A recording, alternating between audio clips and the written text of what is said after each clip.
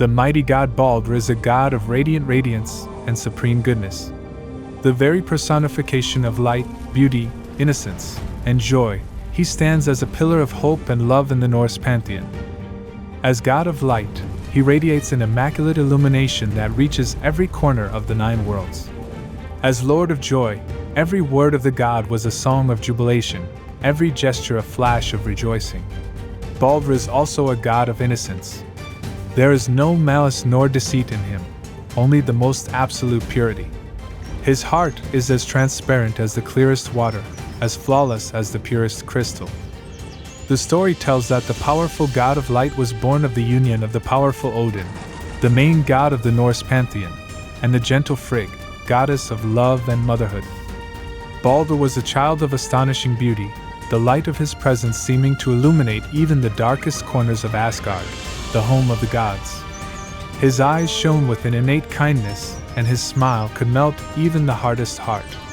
All who saw him were impressed by his presence, and even more so by his kind and gentle spirit.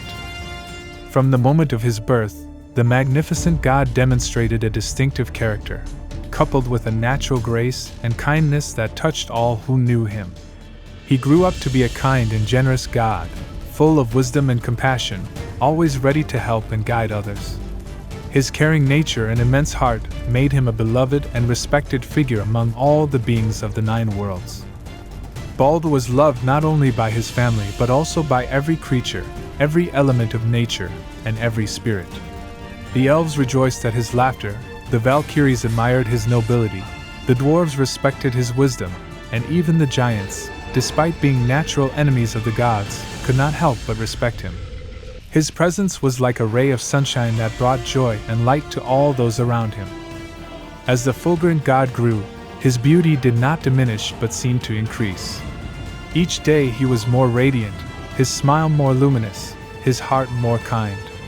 He became the resplendent Baldur, the most beautiful god of all, the beloved of Asgard, the jewel of the 9 worlds. Thus, the magnificent god was born and grew, becoming a figure of love and respect, an example of kindness and generosity, and a shining light among the gods and goddesses of the Norse pantheon. The god of light, beauty, and goodness, he had always been a figure of joy and hope in Asgard. Time later, a love story resonated with a special charm, the union between Baldur, the god of light, and his beloved Nanna, goddess of joy and peace. The first meetings of Baldur and Nanna took place in the golden halls of Asgard, under the benevolent gaze of the gods. The god, with his shining light, attracted the beautiful goddess to him. It was amidst the festivities and divine dances that their eyes met for the first time, and where their love began to blossom. Every glance they shared, every laugh they exchanged seemed to fan the flame of their love. The god, the ever-glowing one, began to shine even more brightly, and Nanna, the ever-serene one, radiated an even deeper joy. The gods blessed their union and celebrated with a majestic ceremony in the halls of Asgard. The wedding was a spectacle of happiness and joy. From that day on, the gods lived together, loving each other deeply, sharing the light and peace they radiated, and bringing joy to the 9 worlds. In time, Baldur and Nanna had a powerful son, the god Forseti. Forseti grew up to become the god of justice and conciliation in Norse mythology. He became the supreme mediator between gods and men, settling disputes with his wisdom and righteousness. He always sought justice and truth, and his judgment was so impartial. Forseti inherited the light of Baldur in his ability to illuminate truth, and the peace of Nanna in his ability to resolve conflicts. One night, after a day of laughter and celebration, God retired to his chamber, ready to rest and dream. What came to him, however, were not the sweet and peaceful dreams to which he was accustomed, but disturbing visions of shadows and fears, of desolation and death. He saw himself dying in his dream, a haunting prophecy that would terrify anyone. The god of light awoke drenched in sweat, his heart pounding with unknown fear. He tried to shake off these terrible visions as mere nightmares, but they kept recurring night after night, becoming more vivid and terrifying. It wasn't long before Baldur could no longer keep these prophetic dreams a secret. He confessed his disturbing dreams to his parents, Odin and Frigg. Odin's face darkened as he heard his son's words, and Frigg felt a shiver of terror run down his spine. Fear gripped all of Asgard. The thought of losing their most beloved god was unimaginable. News of the prophetic dreams of the god of light spread quickly among the gods of Asgard. All were disturbed, their joy and laughter silenced by worry. The gods valued Baldur, not only for his beauty and goodness but also for his wisdom and compassion. The thought of his death caused indescribable pain among them. Baldur, despite the fear caused by his dreams, tried to comfort the others. He assured them that he would do everything possible to change their fate. Still, he could not help but feel a growing concern about what these prophetic dreams might mean for him and the future of Asgard. Would he be able to overcome what the dreams portended? Could Asgard survive the loss of its most beloved god? These questions hung in the air, unanswered, fueling the uncertainty and fear that now dominated Asgard. When the loving mother Frigg heard her son's haunting visions, she was filled with resolute determination. She would not allow the shadows of Baldur's prophetic dreams to become reality. So, with a heart full of love and concern for his son, Frigg embarked on a mission to protect Baldur from any harm that might threaten him. Frigg traveled far and wide across the 9 worlds, from the cold mountains of Jotunheim to the burning plains of Muspelheim. He visited every nook and cranny, every creature, every object, from the largest of stones to the tiniest of blades of grass. To each of them, he made them promise not to harm his son, Baldur. And all of them, amazed by his love and devotion, promised not to harm the beloved god of light and goodness.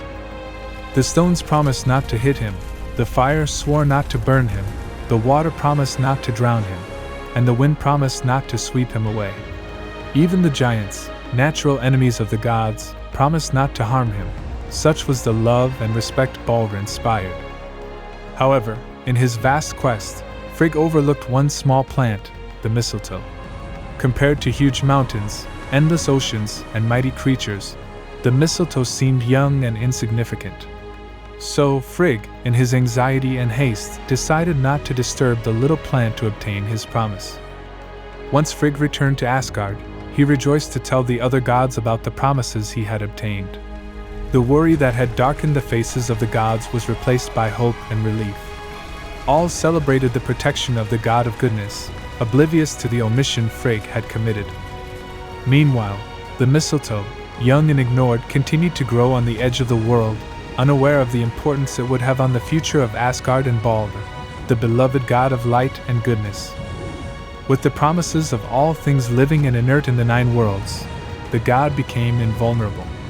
Every stone, every arrow, every flare of fire simply bounced off him, unable to harm him. In the eyes of the gods, the god of light was not only their beloved, he was now their invincible, their unbreakable. The confirmation of his invulnerability brought a wave of relief and joy to Asgard.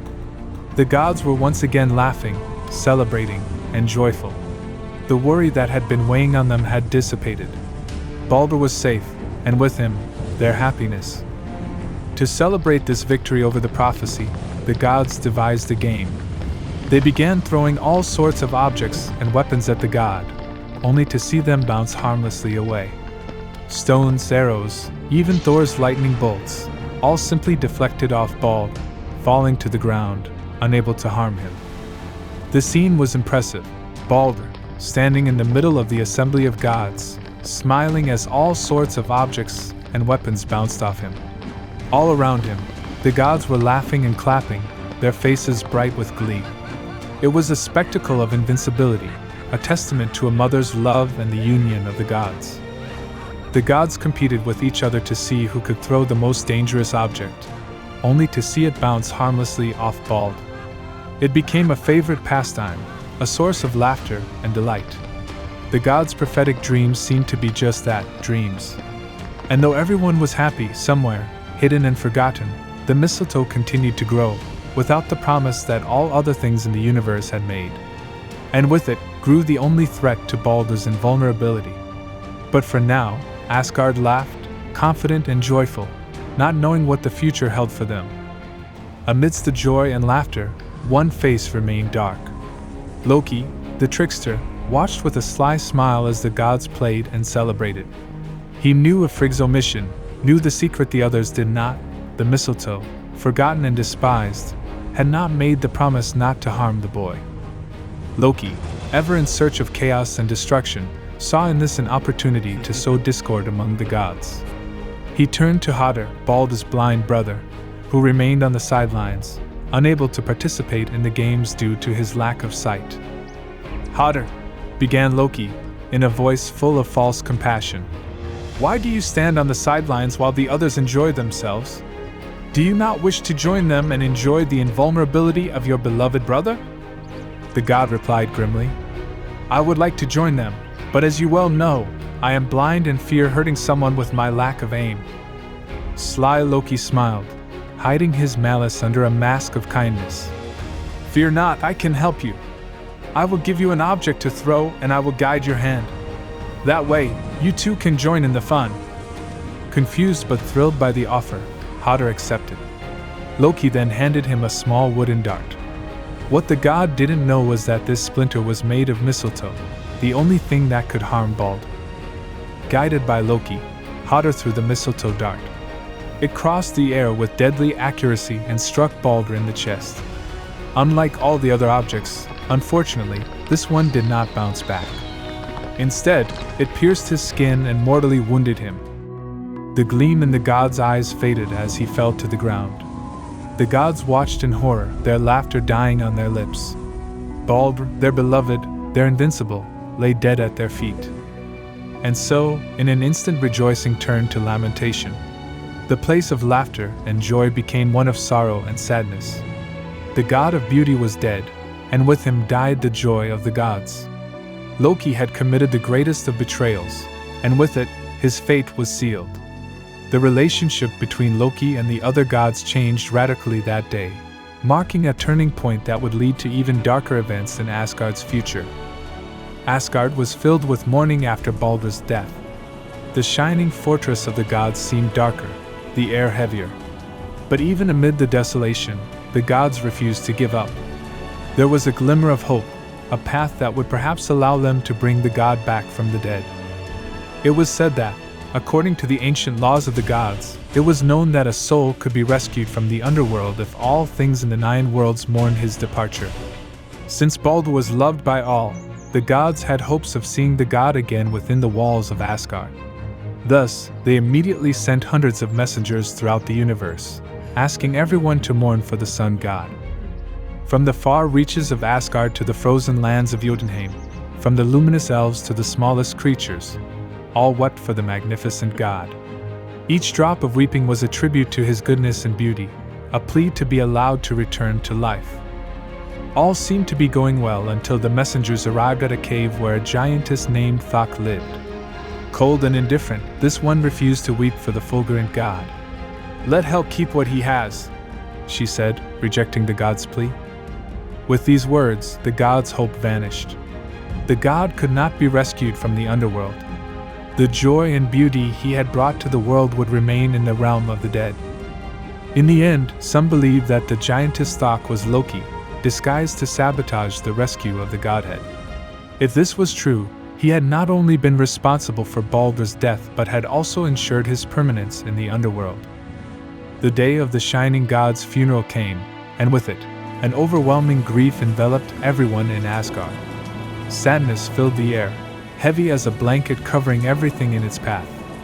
The fortress of the gods, which used to vibrate with laughter and joy, now seemed more like a shadow, its lights dimmed, its joy sapped. Baldur, dearest of all the gods, was laid in his funeral ship, his face calm in death, but devoid of the light he had once radiated. His horse and armor lay beside him, destined to accompany him on his last journey. All the gods gathered on the shore to bid farewell to their beloved brother and friend. Odin, the father of all, approached the boat, his face carved with a sorrowful expression. From his hand, he laid on his son's chest his Draupnir ring, symbolizing his undying love and unending lament. At his side, Frigg, his mother, struggled to hold back her sobs. She, who had worked tirelessly to protect her son, now had to say goodbye to him. Her heart broke, and with it, the hearts of all who watched. With a final push, Baldur's ship was sent drifting out to sea. The gods looked on, their grief reflected in the shimmering water. The flames of the funeral ship burned brightly, a beacon of sorrow in the darkness of the night. The firelight illuminated the faces of the gods, marked by grief and despair. This is how Asgard bade farewell to the god, the dearest of all gods. Through tears and lamentations, through fire and water, through the final farewell at sunset. And though Baldur was gone, his memory would remain, a spark of joy and love during grief. Baldur's tragic death led Nanna, his beloved wife, to die of sadness, further proof of the depth of their love. Darkness had fallen over the 9 worlds, heralding the coming of Ragnarok, the fate of the gods. It was said to be the end of everything, an apocalyptic battle in which the gods would face the giants, the monsters, and all the evil that Loki had helped to unleash. Trumpets blared, drums boomed, and the sky was engulfed in flames. The gods fought bravely, defending the worlds they had sworn to protect. But despite their courage, the battle finally came to an end, and with it, the ancient world. Asgard and the other 8 worlds were reduced to ashes, their greatness lost in the ocean of oblivion. The gods, the giants, and all beings had fallen, leaving only silence and emptiness in their wake. But from the ashes of the old existence, a new world emerged. A green and beautiful world, full of life and hope. The fields were vast and fertile, the rivers flowed freely, and the skies were blue and clear. It was a world where goodness and beauty could flourish again. And in this new world, a man rose from the waters. It was Baldur, the beloved god who had been deprived of life. But now, after Ragnarok, he had come back to life. His light, which had once been extinguished, now shone again, brighter than ever. The gods who had survived the battle also came back to life and gathered in the fields of Idavor, where they had once met. There, they found Baldur among them, alive and radiant as before, and he took the throne where he would rule for all eternity.